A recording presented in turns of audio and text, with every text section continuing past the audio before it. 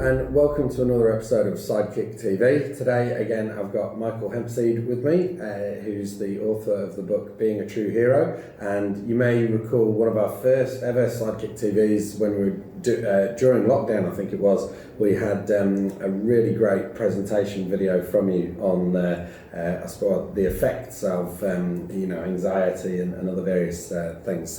But the reason I thought it was really timely to have Michael on again is I certainly know that a number of people I was speaking to, and really probably, if I'm being honest, a lot of my own feelings over these latest announcements were probably causing some anxiety, certainly with myself and a number of friends. And I just thought, what a time to get you back on. But Michael, I wanted to know, what have you seen? What have been the impacts of this latest lockdown announcement? Yes, I think all over New Zealand there's a very mixed reaction. Obviously some people are coping really well, it hasn't decimated the country or anything. So some people that are still performing really well, some people in business, it's business as usual, there's been no change. Mm-hmm. However, there certainly has been quite a large number of people where there have been some challenges. Where, say if you own a restaurant, especially if you're in Auckland, obviously not being able to operate at the same capacity, that's obviously been really stressful. And I think a lot of people say, well, business owners are just really selfish, this is all about money. But actually it's far more than just money. This is people's livelihoods. Our job gives us a sense of meaning in life. And also the fear of having to lay off good staff and some of those things, or if you have a mortgage, the fear of not being able to pay that, these are all very real concerns for people. So it's really important to know that it's not just about money, but it's all these other things that it's had an impact on people for. Yeah, totally. And you're so right there. It can seem from, depending on which side of the fence you're on, that it's just a capitalist or consumerist reaction to being closed down. But like you say, it's far deeper than that. Pretty much every New Zealander I know that employs people, it does it out of care for them, care for their business, care for a great end result. The thought of having to let them go or diminish their income or what have you weighs so heavy on them. No, I think that's a really good point that you mentioned there. And just one other thing I'll mention is that uncertainty is very difficult to deal with. Human beings like to know what's happening. And obviously this has disrupted a lot of people's plans. We're thinking, is this going to go on for longer? And what other impact is this going to have? So also the uncertainty. There's a really interesting study where they gave people basically the option of having a certain electric shock or a possible electric shock. And believe it or not, people actually chose the certain electric shock over maybe getting one or not. But that shows that actually deep down we want to know what's happening. We don't like, possibly bad things coming up in the future. Wow. But yeah. And another thing I'm sure I heard from you, it could have even come up in that last video that we did, was the aftershocks caused far more emotional trauma to people in Canterbury than the actual far more devastating or physically devastating original earthquakes. Yeah, obviously everyone's different. Certainly there will be some people, it was the first earthquake that was really difficult. For a lot of people, I think the sense that we're over this now and then suddenly finding, we're not. We're back where we were before. That's really difficult for people. One of the other things we know about disasters is it's often not the immediate psychological impact that gets people in the days and weeks afterwards, but it's the long-term impact. Most people, when a disaster strikes, they've got a lot of resilience and they're ready to face something. So when the first lockdown struck, a lot of people thought, yes, we're ready to go for this, we can make this through. And it's obviously been a few months since that happened, and sometimes people's resilience wears down bit by bit. And I feel like with the second lockdown, and while there certainly is some optimism out there, I feel this time I saw a lot more comments of we're over this now. I think part of that's that slow wearing away at resilience over time. Yeah. Is that one of the warning signs that we should be looking for? How can we spot someone that might perhaps need some help, need some support? Yeah, so first of all, we need to be aware that probably most people are feeling a bit more stressed than normal, and probably most people maybe feeling a bit flatter than normal, they might have the same energy. So it's really important we acknowledge that those are fairly normal signs of a reaction to a difficult or traumatic event. However, some of the signs we want to be a bit more concerned about would be, say, if someone can't get to sleep at all at night, So if they're lying awake still at 3 or 4 in the morning and thinking, am I going to lose my business? Am I going to have to lay staff off? Yeah. That'd be a sign that this has turned from sort of normal stress to actually something that's a bit more serious. Likewise, if people are so either upset about this, they can't eat at all, the basic functions of life, so when some of those things are affected, that starts to be a pretty good indicator whether this is sort of normal life or whether this is actually a bit more serious. So for example, if someone just said, I can't eat, I just feel so upset, so angry, so anxious, I just can't keep any food down or anything like that, that would possibly be a warning sign. And then of course, obviously things like people who have thoughts of suicide, not wanting to be here. I would say it's probably fairly normal for people to sort of have a flash of this and think, I don't want to go through this again. That's probably fairly normal. But if it gets to the point where people are seriously thinking about this and thinking, how do I actually end it, or I really don't want to be here, that's really a sign that we need to get people help. Now often what we do is we tell people to speak up. But one of the problems is that often if you're in a really bad space yourself, you don't realise the difficult situation you're in. So instead of telling people to speak up, what we need to do is reach out to people that are struggling. And so rather than just expecting people to recognise this themselves, we need the whole community to be aware of some of the warning signs that I've just talked about. And if you recognise this in someone else, you need to go up to them and say something like, I have noticed, or I am concerned. We often tell people to say, how are you? But the problem is, in the Western world, if you say, how are you, you get the automatic, I'm fine response. Rhetorical question. Yeah, even if they're not. So that's why it's really important to say, I'm concerned. So for example, if you know that someone used to be a really happy person, they used to go out a lot, they used to be really social, and now they seem to be a lot more withdrawn, maybe they've got a heaviness about them, it seems like they've got the weight of the world on their shoulders, you should go up to that person and say, I have noticed lately you don't seem to be yourself. I've noticed that you don't seem to have the same happiness and enthusiasm for life that you had. I'm not angry, but I'm really concerned for you. Have you noticed this too?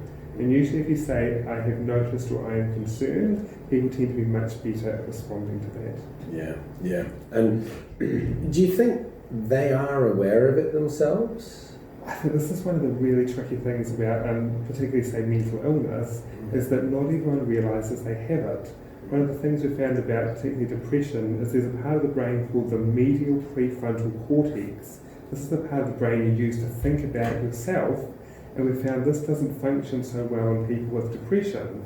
So the part of the brain associated with thinking about how do I feel, how do others view me, is not working so well. Sometimes that means it's really difficult to pick this up. I would just say I've met people with serious depression, they're obviously very distressed, they don't want to live, and I've asked them, do you think this is a problem? And they say, oh no, this is normal, and sometimes they genuinely mean it.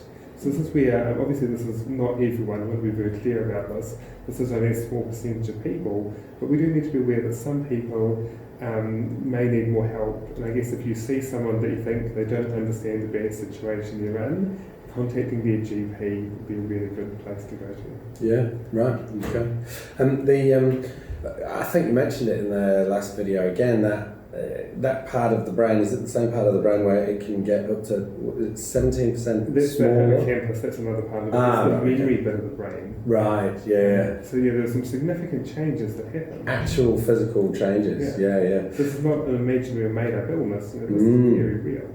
And when you say, there are some key things to identify there, but very bad sleep or no sleep at all, lack of appetite, lack of enthusiasm or their own energy. So these are things that we should be keeping an eye out for people. I suppose just the other thing is sort of anything else that's just really out of character. Yeah. And there's also something called mania, where some people, it's the opposite of depression, they actually seem to be very happy and ecstatic. But the problem is sometimes they make really foolish decisions. I was just going to say, sign me up for that. That's awesome. I know that sounds like a terrible thing. But unfortunately sometimes they spend their life savings in a weekend or something like that because they're not thinking clearly. So it's really, if you think there's something really odd or really out of character, either talk to the person or contact their GP. Yeah. So if you're not sure, do something about it. Yeah. And it's a major fear that, it would be just the worst thing to ever go through if it's, say, one of our clients or what have you. I think that we have quite a bit of access to information about people, but it's not the emotive stuff, so it's hard to trigger. But I was speaking to a great client of ours, a good mate of mine actually now down in Queenstown, and he was telling me that 17 people have actually committed suicide in Queenstown since the first lockdown, which is just vastly above average. It's the locals. One of the recent ones was someone that he used to work with quite a bit, would send him work because of the nature of what they both do. Left behind wife, children, and when that happens, it's no judgment of that person, right? It's just they've felt they've been in a situation that, that's the outcome. And you've said as well, it could be the possible grief of losing a job, losing a business, fear of losing those things? Yeah, absolutely. So there can be many causes of some of this stuff. Obviously, one of the things that I think really would help in situations like that is to talk about stories of recovery. So I think a lot of people, if they are either losing a business or think this could happen to them, they think there's no hope, there's no way out of this. Actually, there's a very well-known person that owned a business that actually failed miserably, and he ended up with a debt that took him 17 years to pay off. And you'd think a 17-year debt, that's hopeless, life isn't worth living. I didn't mention this man's name, but it was Abraham Lincoln. So he went on obviously to be very successful. So that one of the antidotes to this is to really talk about people in business that maybe have found it really difficult, that have really struggled and found a way through this. Because it's really important to know that business is really difficult to be in. I think we've got this idea that everyone's a multi-millionaire and they drive around in Ferraris, but a lot of people really struggle. And so one of the things that can happen is it's easy to get some really dark thoughts in those times, but if we hear that other people were able to go through difficult situations and come out on the other side and didn't die by suicide, that can make a huge difference. And there often is, so much of the stuff that we talk about in businesses, they are simple steps, they are key things that you can look at in your business that will make often pretty radical, positive differences. But when they're not obvious, they're not brought to attention, we can't go pursuing them. When people are only looking at dollars in a bank, bills they can't pay, that negative downward pressure that you can feel in business, there are no solutions in those piles. You've got to actually look at going, right, what can I control? So in a business I can control my relationship with my customers, to a degree my relationship with my suppliers, if I'm front-footing it, how much my clients spend, how regularly they spend, what I charge for things. All of this is within your control.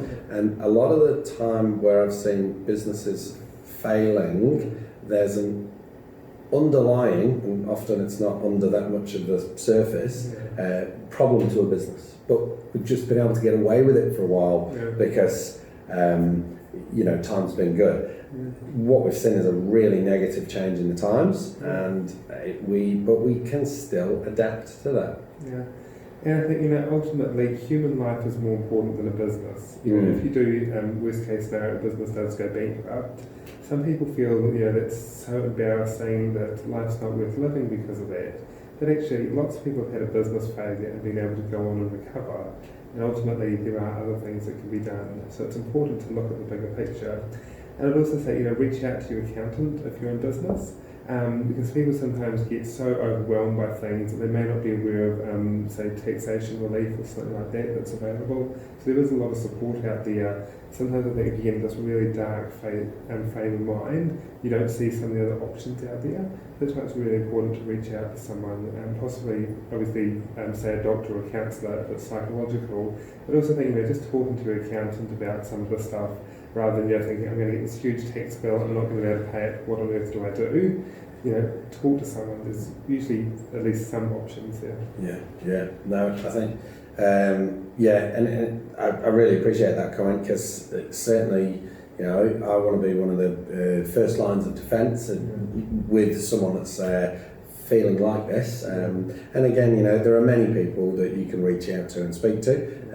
Ultimately, be aware of yourself, your own behaviours and those around you, because I really do believe that it's actually sticking together. There might be a lockdown 3, okay, but we need to actually be resilient enough to be able to deal with that. But you're not going to do that if you're trying to do it on your own. So if you realise this is affecting you, do try and get help yourself, but be aware that not everyone can do that. So that's where we need to have a community response to this. And it could be anyone, it could be your neighbour, it could be a taxi driver, but if you see anyone and you think there's something not right here, make that your responsibility to go up to that person and talk to them and get them to help. So don't assume that someone else has seen this, don't assume that someone else has done something. If you notice it, you should do something about this. Oh, yeah, excellent. Hey, thank you so much for that, Michael. Thank you. We'll wrap up there. So I realise this probably wasn't the cheeriest version of Sidekick TV that we've ever done, but this stuff is important, okay? So, thank you very much for watching. That's a wrap.